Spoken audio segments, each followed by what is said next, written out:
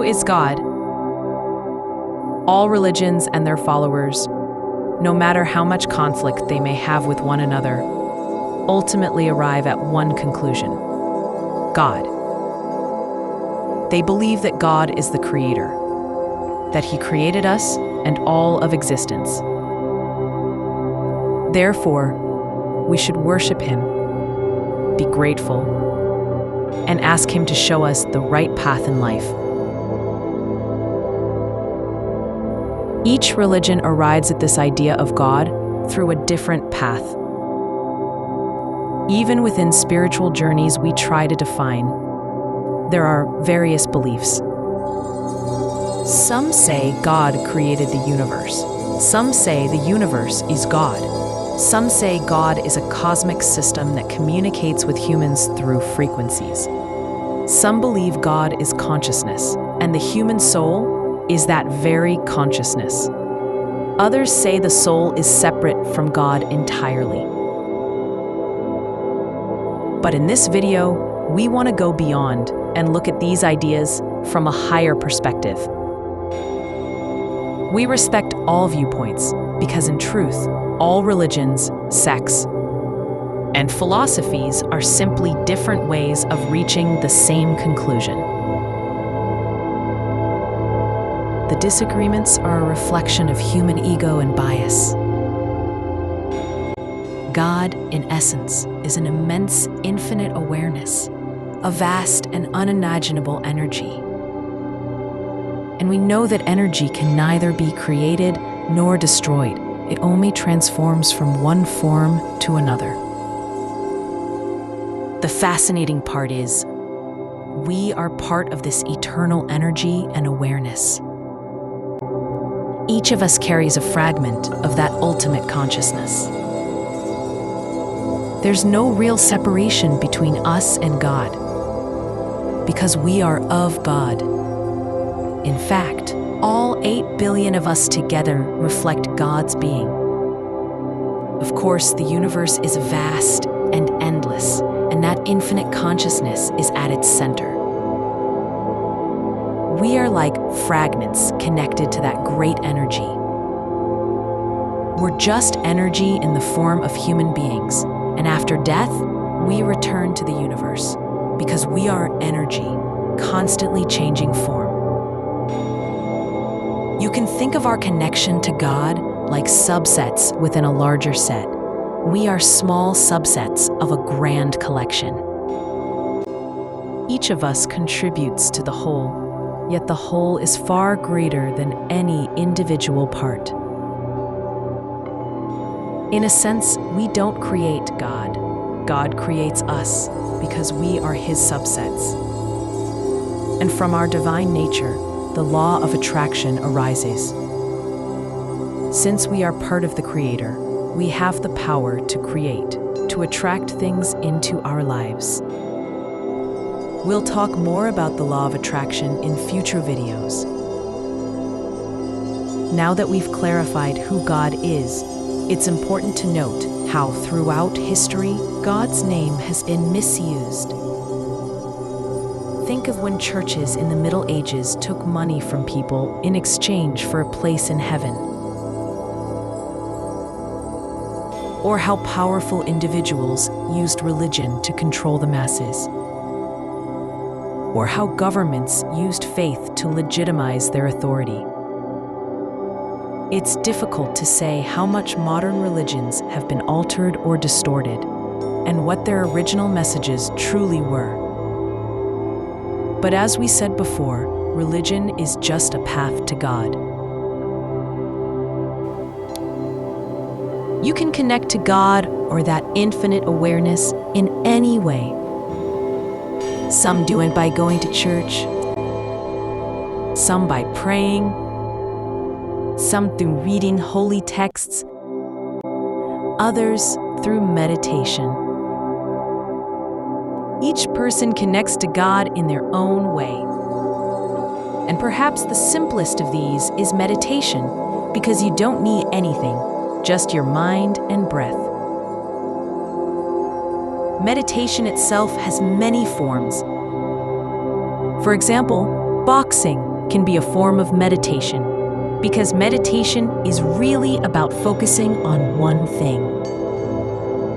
When you focus on your breath or your opponent's punches, other thoughts fade.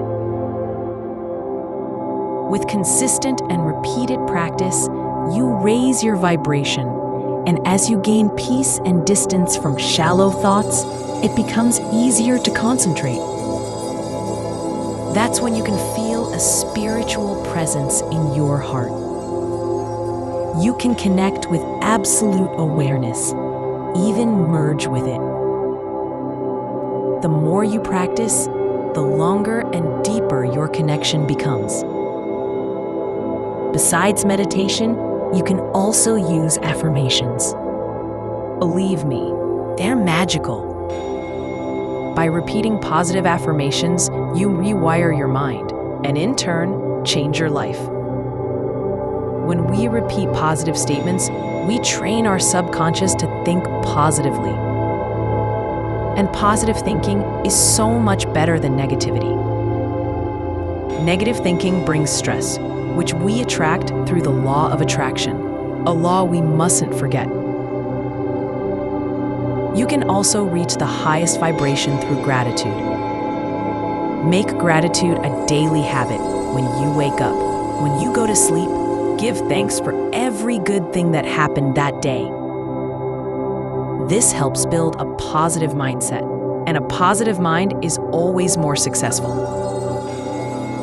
These practices offer many benefits. The most important, a better state of mind. If you do these practices consistently, you'll definitely feel better than someone who never meditates and constantly deals with negative thoughts. Second, with these practices, you can fully utilize the law of attraction and draw in anything you desire, because this law requires a compatible mindset. Third, these are the foundations of success.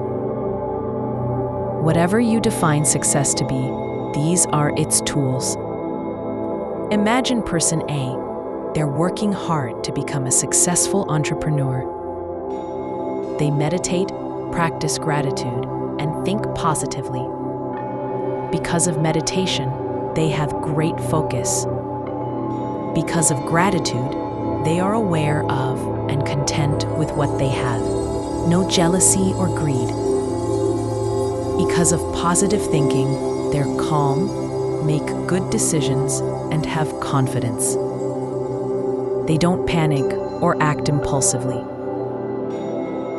Now consider person B, also an entrepreneur, but doesn't do any of these things. They've never meditated, and when stressed, they can't focus or finish tasks properly. They don't practice gratitude, so they're unaware of their blessings. They never pause to enjoy what they have and immediately chase the next goal. They're always jealous of those ahead of them, filled with envy and bitterness. They constantly have negative thoughts, suffer from stress, lack self-confidence, and their inner voice discourages them. They make impulsive decisions due to stress. You decide which path is wiser. How does the universe work? We are connected to the universe through certain frequencies. And what creates these frequencies? Our thoughts and emotions, especially our emotions. Because thoughts come and go, but emotions linger. When we stay in a particular emotional state long enough, we exist in a corresponding vibration. The higher the vibration, the better our connection with the universe. So how do we raise our vibration? By cultivating more positive emotions within ourselves. In the end, understand this. Connecting to the universe means giving it a thought or emotion and receiving that back in some other form. For example, if I believe I'm wealthy and have $1 million and I work for it, then the universe gives it to me. Because belief isn't just a thought. It becomes real when the mind believes it. It's simple, but not easy, because we've been raised to think wealth comes only with hard work. We must break limiting beliefs. But until we act in the real world, the mind won't believe in wealth. So, if you truly believe you're rich, the universe gives you riches. So yes, it's all simple, but difficult. This is the connection we have with God, or the universe, or infinite consciousness, or eternal energy. And we can go even deeper, beyond connection to mutual exchange. But that requires practice and commitment. Thank you for staying with us till the end.